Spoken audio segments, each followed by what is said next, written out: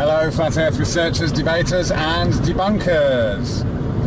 When we first come across Flat Earth, whether we immediately indulge in it or reject it, one of the first reactions and emotions is one of fear. Even if we are just waving it off with a poof as a stupid idea, the root of that reaction is one that is based on fear. Because we are all smart enough to know that such a huge change in the perception of where we are, and therefore where we might have come from or how we might have got here, suddenly becomes the topic. We understand this instinctively, but we might not consciously realize this reaction. But fear, nervousness, paranoia is all part of the process that all flat earthers have been through, and anyone delving into the topic will experience, simply because it contradicts everything we have come to think we know. The globe literally shapes our lives and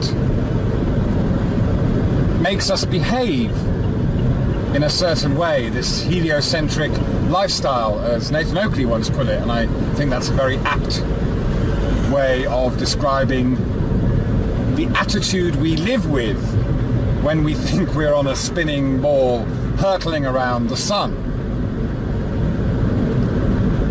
in the middle of space. Empty space.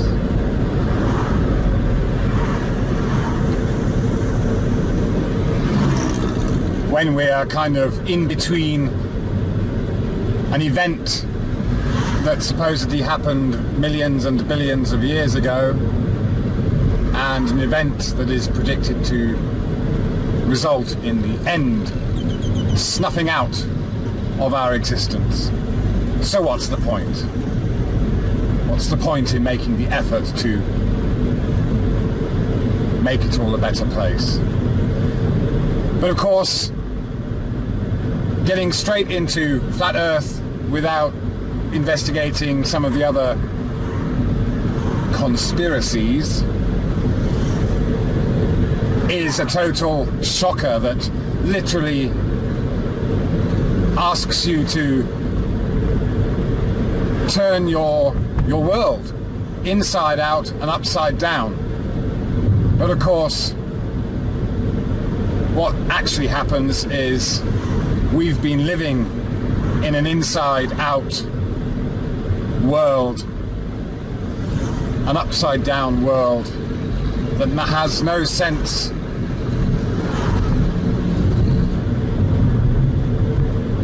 and apparently no purpose.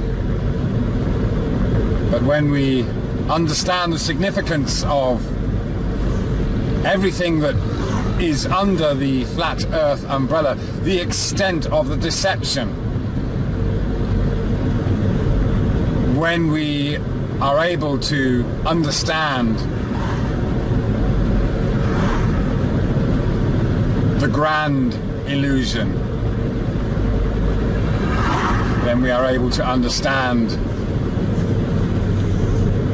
our human nature. See, Flat Earth isn't only about the science or trying to prove anything about the way things work with only science, but it's the ability to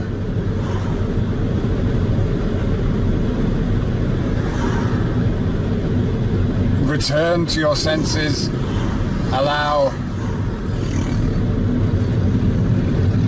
our perception to include others and understand our own reactions and behaviors and thought patterns that were maybe for a long time not quite our own. So of course, yes, it's very scary to undergo this massive transformation. It does change your life, but only on the inside, only our perception. But that perception is such a powerful thing that we understand that the collective of humans as individuals has immense power. The power to take back control of our own lives and our own minds. Our minds have been stolen, and we can take them back anytime we like.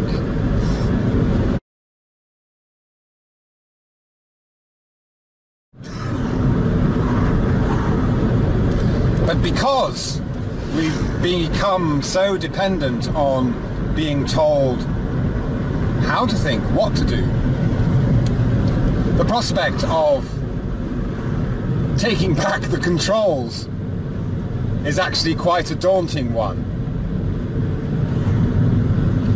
But of course, this reaction of fear is also based on childhood experiences and memories where in school or at home or by peers, by society in general, by the media, we are taught how to think and behave within our culture.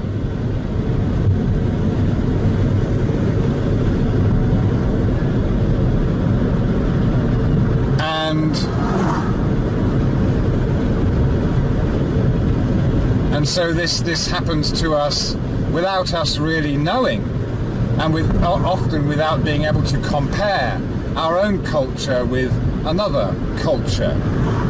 So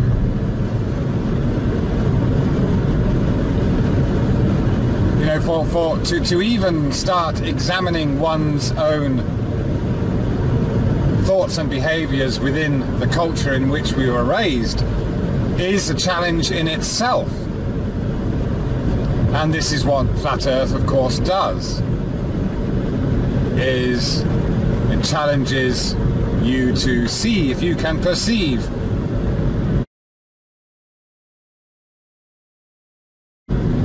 our limitations, the limitations of our knowledge, and submit, humble ourselves with that understanding of our limited knowledge.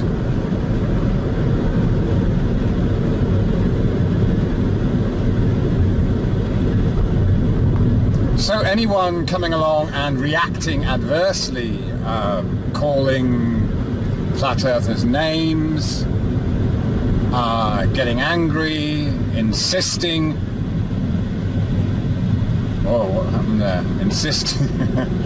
Insisting we are on a ball,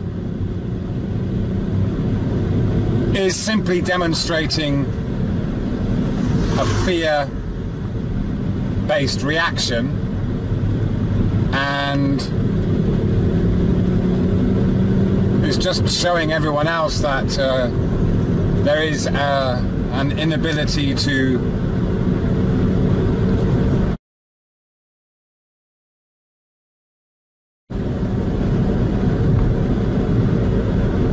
even try and perceive it in a different way.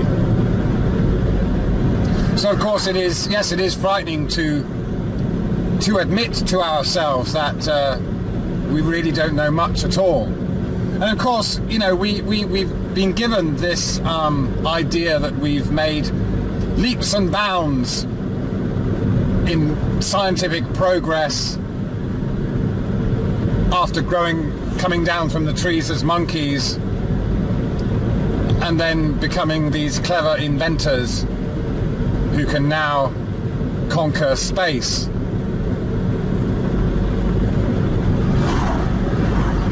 But,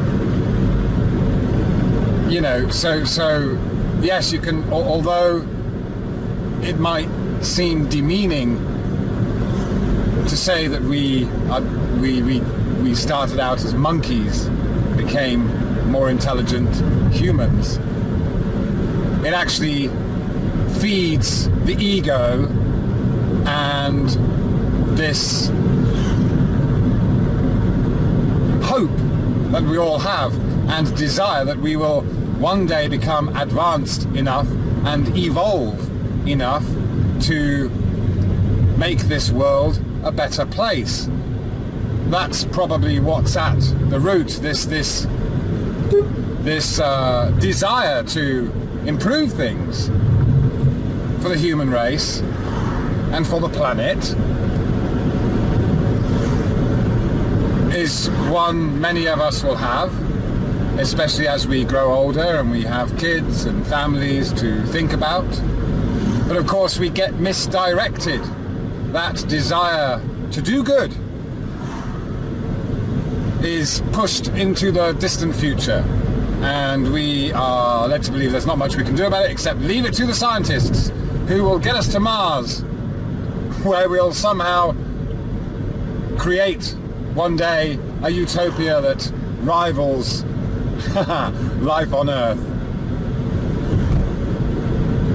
So we are distracted, we are blinded from our ability and power to do something about all the crap and craziness in the world right here and now. Not by protesting on the streets, but by playing a role, whatever that role is, with our own skill sets or knowledge, experience, bringing something to the collective as an individual. That is our job.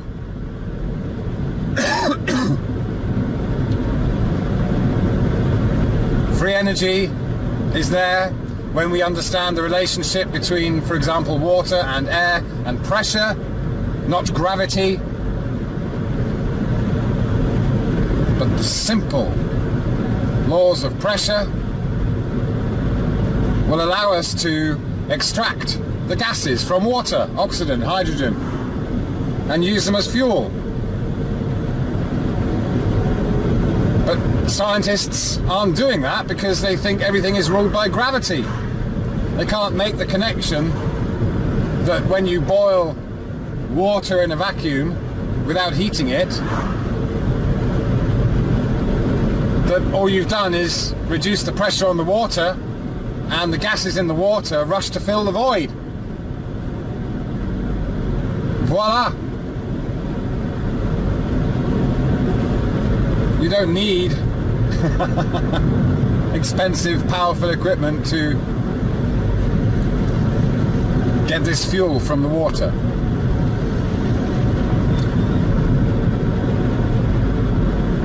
But compartmentalized science, physics, chemistry, biology, what have you, has difficulty connecting the dots and coming together as a collective of individuals to make a difference. We all get retarded, we all get held back by, yes, of course, the military-industrial complex,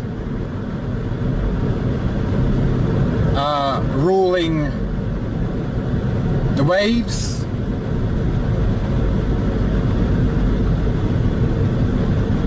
and this comes to another understanding about the so-called space exploration and the space race that took place in order to establish who would have jurisdiction, who would own space as a piece of real estate available for rent to the highest bidder. Yeah? So on the one hand we are confined on this landmass dictated by a globe, and we don't have many ways of really knowing or finding out the extent of any sea or land beyond.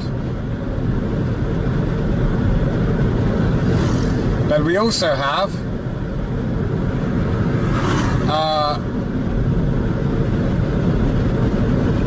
control and ownership of the sky above us. It becomes real estate. So quick shout out to my man Isa, who has extensive legal knowledge and a deep understanding, which then becomes a very simple and black and white understanding of how we allow ourselves to be subjugated and ruled, yet how there is a system in place if we know how to use it and given the tools to do so, that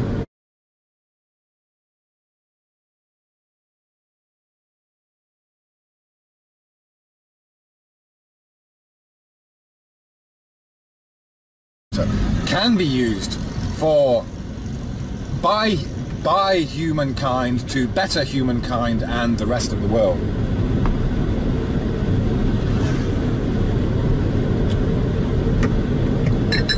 But of course, so when we understand the legal position that we have been put in or can put ourselves in when we are contracted, signing our name, when we understand the power and the significance of the knowledge, the simple knowledge, understanding that our body and our souls are separate entities, and that we often unwittingly hand over control, or we give up our, so say, human rights because we're not well enough informed or we are misdirected. So check out Flat Earth Court if you want to hear very, very valuable information about how the legal system that we are pretty much born under works.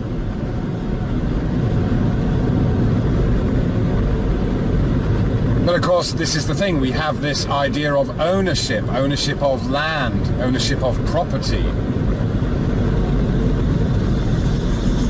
And this is extended to space. So really, you know, NASA and other space agencies are in the business of real estate in space, but imaginary real estate.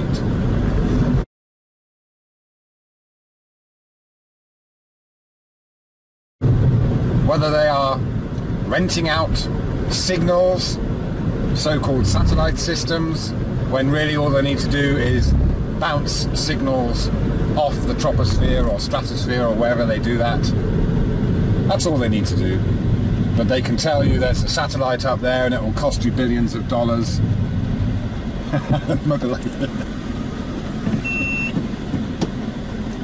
And, you know, we go along with the illusion of having to invest in all this hardware and maintenance of hardware, which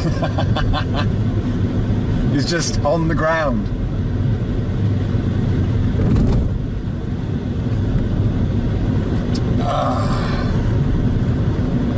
So Isa coined this phrase, the light buck, I think it was. You know, we got the petrodollar, so we got the light buck. So, you know, we're talking about the dollar value of real estate in space. So, of course, you know, the ISS, having the ISS is essential to upholding this illusion. And of course, that's what the moon landings were too. And maybe the space race was basically, all right, chaps, a little bit of a game here. Whichever one of you can find a way to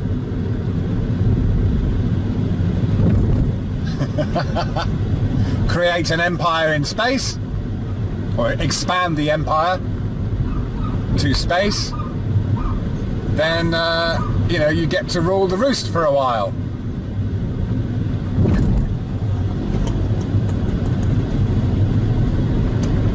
So, you know, it could have all started with the Russians just firing out a signal, a radio signal said to be Sputnik, bouncing it off the troposphere, or whichever layer they bounce off, and of course directing it so it appears to be going around the world, around the globe Earth. You know, you don't have to be devious, you just have to understand that people can be devious, and when there's millions and billions of dollars to be made in profit,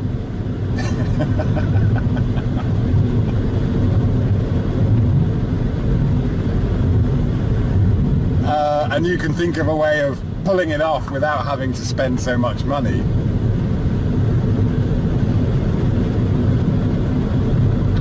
You know, it's not unusual for salespeople of certain products to convince entire governments to go along with them. I remember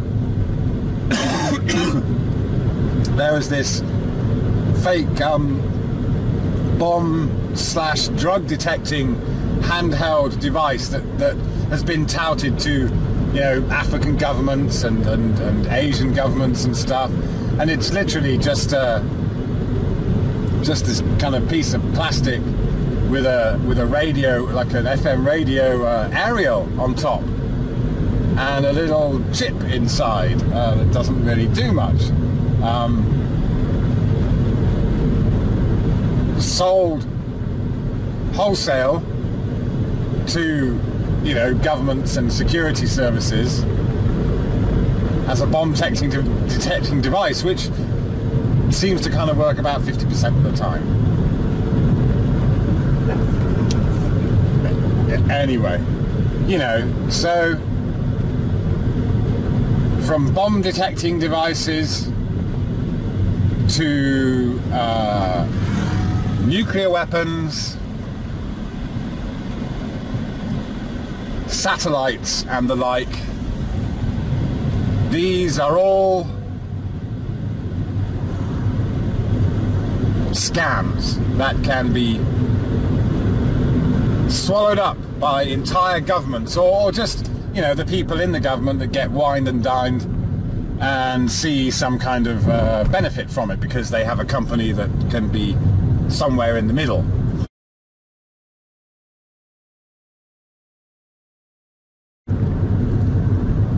It's not difficult to see how it all works. I see it over here, you know, British companies that are close to the British government come on over and cozy up to the dignitaries that make policy changes and decisions, and voila, a commercial relationship is created. And that's not necessarily to benefit the country or to create jobs, although it might do, but it's predominantly to benefit a few people who make and break the deals. So, fear not. Flat Earth. It is just something you can realize by yourself and at the same time understand how and why we might have been duped into believing we're on a spinning ball Earth, when really our senses and our instincts confirm all the time that there is no such thing. Thank you very much.